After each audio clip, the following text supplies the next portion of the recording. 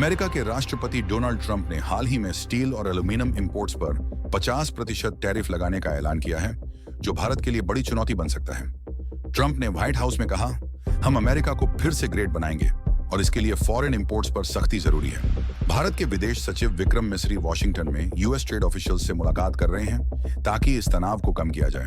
भारत ने जवाबी टैरिफ की चेतावनी दी है, जैसे कि यूएस की मशहूर हार्ले डेविडसन बाइक्स और व्हिस्की पर टैक्स बढ़ाना। लेकिन भारत ने साफ किया कि वह फ्री ट्रेड को सपोर्ट करता है और यूएस के साथ दोस्ती को मजबूत रखना चाहता है। खबरों के मुताबिक भारत ने यूएस से कहा है कि वह अपने फार्मा और आईटी एक्सपोर्ट्स को बढ़ाने के लिए नए मार्केट्स चाहता है। यूएस ने भारत की इस मांग पर सकारात्मक जवाब दिया है, लेकिन ट्रंप की अमेरिका फर्स्ट नीति से बातचीत में मुश्किलें आ रही हैं। विशेषज्ञों का कहना है कि अगर यह तनाव बढ़ा तो भारत अपने एक्सपोर्ट्स को ईयू और आसियान देशों की ओर मोड़ सकता है। भारत ने मॉरिशस को 487 करोड़ रुपए की क्रेडिट लाइन दी है और 100 इलेक्ट्रिक बसें देने का वादा किया है। दोनों देशों ने एक्सक्लूसिव इकोनॉमिक जोन की निगरानी के लिए एक नया समझौता किया ताकि हिंद महासागर में चाइना की बढ़ती ताकत को रोका जाए। मॉरिशस के प्रधानमंत्री प्रविंद जगन्नाथ ने कहा, भारत हमारा सबसे भरोसेमंद दोस्त है और यह समझौता हमारी इकोनॉमी और सिक्योरिटी को मजबूत करेगा। भारत ने मॉरिशस में एक नया रेडर सिस्टम भी लगाने का प्लान बनाया है, जो समुद्री पायरेट्स और चाइना के वॉरशिप्स पर नजर रखेगा। अगली खबर कनाडा से है। भारत और कनाडा के बीच पुराने तनाव के बाद अब रिश्तों को सुधारने की कोशिश हो रही है। विदेश मंत्री एस जयशंकर ने कनाडा की नई विदेश मंत्री अनिता आनंद से फोन पर बात की। दोनों ने ट्रेड, टूरिज्म और पुराने डिस्प्यूट्स को सुलझाने पर जोर दिया। कनाडा में बसे 1,88,00,000 भारतीय मूल के लोग NRI इस बातचीत का स्वागत कर रहे हैं। खबर है कि कनाडा भारत से वीजा रूल्स आसान करने और इंडियन स्टूडेंट्स के लिए स्कॉलरशिप्स बढ़ाने पर विचार कर रहा है। साथ ही दोनों देश क्लीन एनर्जी और टेक्नोलॉजी में सहयोग बढ़ाना चाहते हैं। भारत और कनाडा के बीच तनाव की वजह कुछ पुराने पॉलिटिकल इश्यूज थे, जैसे कनाडा में खालिस्तान समर्थकों की गतिविधियां। लेकिन अब दोनों देश इकोनॉमिक और कल्चरल टाइज को बेहतर करना चाहते हैं। कनाडा भारत के लिए एक बड़ा एक्सपोर्ट मार्केट है, खासकर एग्रीकल्चर और ऑटो पार्ट्स में। कनाडा में भारतीय समुदाय बहुत एक्टिव है और वहां की इकोनॉमी में बड़ा योगदान देता है। अगली खबर रूस से है। रूस के विदेश मंत्री सर्गेई लावरोव ने कहा कि पश्चिमी देश भारत और चाइना के बीच तनाव बढ़ाने की कोशिश कर रहे हैं, लेकिन रूस भारत का पुराना और भरोसेमंद दोस्त है। भारत ने रूस यूक्रेन युद्ध में शांति की अपील की और कहा कि दोनों देशों को बातचीत से मसला सुलझाना चाहिए। रूस ने भारत को सस्ता तेल, गैस और डिफेंस इक्विपमेंट देने का वादा दोहराया। यह खबर इसलिए अहम है क्योंकि यूएस और ईयू रूस पर नए सैंक्शंस लगा रहे हैं, जिससे ग्लोबल ऑन ऑयल प्राइसेस और ट्रेड पर असर पड़ रहा है। भारत ने साफ किया कि वह न्यूट्रल रहेगा और दोनों पक्षों से बातचीत करेगा। रूस ने भारत की इस न्यूट्रल पॉलिसी की तारीफ की और कहा कि भारत BRICS और SCO जैसे ग्रुप्स में अहम भूमिका निभा रहा है। अगली खबर रूस से है। रूस ने भारत को 5वीं पीढ़ी का Su-57E फाइटर जेट ऑफर किया है, जो दुनिया के सबसे आधुनिक जेट्स में से एक है। ये जेट स्टेल्थ टेक्नोलॉजी से लैस है, यानी इसे रडार आसानी से पकड़ नहीं सकता। साथ ही यह लंबी दूरी की मिसाइलों और AI आधारित सिस्टम्स के साथ आता है। रक्षा विशेषज्ञों का कहना है कि अगर यह डील हो गई तो भारत की वायुसेना चीन और पाकिस्तान की हवाई ताकत को आसानी से चुनौती दे सकती है। रूस ने भारत को टेक्नोलॉजी ट्रांसफर और सस्ती कीमत का भी वादा किया है ताकि जेट्स भारत में बन सके। रक्षा मंत्रालय के सूत्रों के मुताबिक भारत इस डील पर गंभीरता से विचार कर रहा है। यह डील मेक इन इंडिया को भी बढ़ावा देगी, क्योंकि भारत में बने जेट्स एक्सपोर्ट भी किए जा सकते हैं। अगली खबर DRDO से है। Defence research and development organisation ने नई वेपनाइज्ड ड्रोन टेक्नोलॉजी का सफल टेस्ट किया।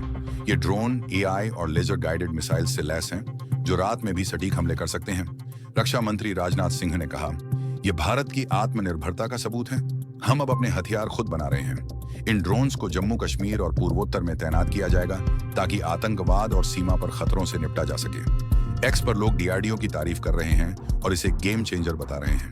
DRDO ने यह भी ऐलान किया कि ये ड्रोन एक्सपोर्ट मार्केट्स में बेचे जाएंगे, जिससे भारत की डिफेंस इंडस्ट्री को और बढ़ावा मिलेगा। अगली खबर हिंद महासागर से है। भारतीय नौसेना ने हिंद महासागर में एक बड़ा मल्टीनेशन नेवल एक्सरसाइज शुरू किया, जिसमें US, जापान, ऑस्ट्रेलिया और फ्रांस जैसे देश शामिल हैं। इसका मकसद चाइना के सबमरीन्स और वॉरशिप्स की गतिविधियों पर नजर रखना और हिंद महासागर में शांति बनाए रखना है। नौसेना प्रमुख एडमिरल दिनेश त्रिपाठी ने कहा, भारत हिंद महासागर का गारंटर है हमारी नौसेना किसी भी खतरे से निपटने को तैयार है।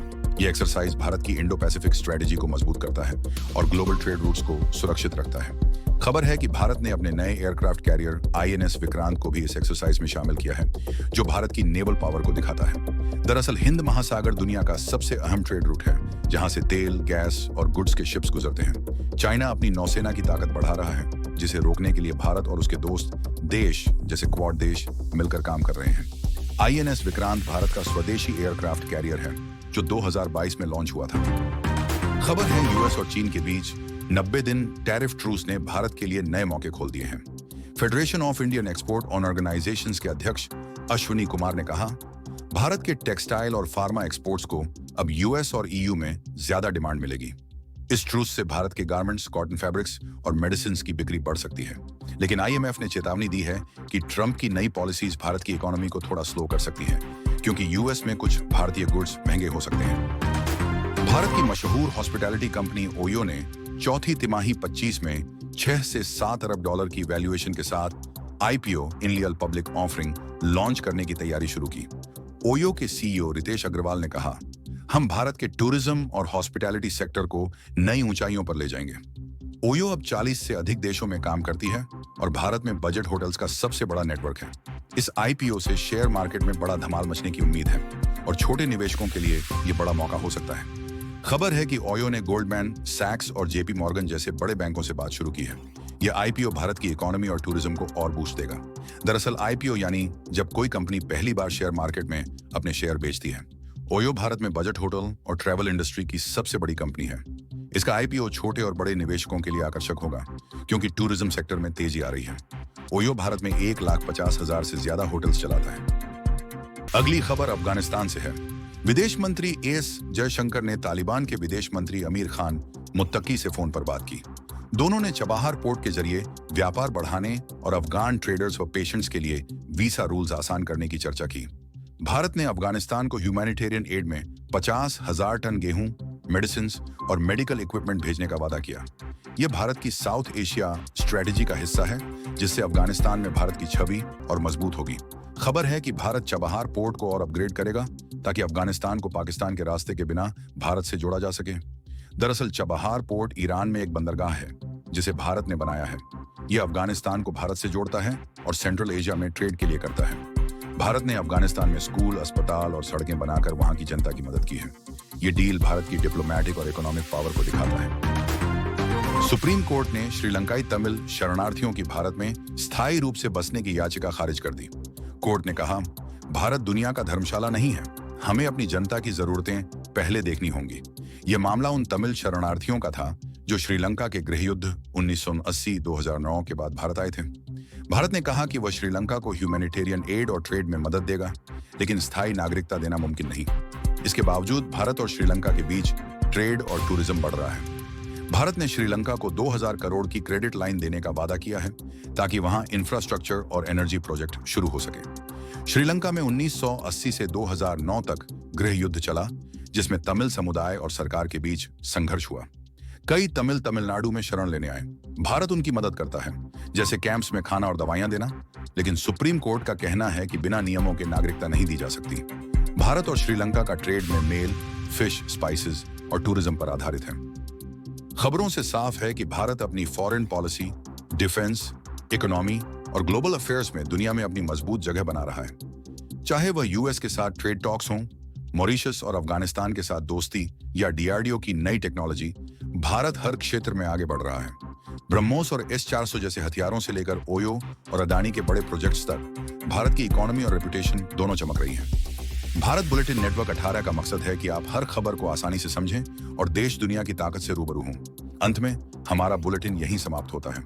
हम फिर लौटेंगे ताजा और रोचक खबरों के साथ। Stay informed, stay inspired.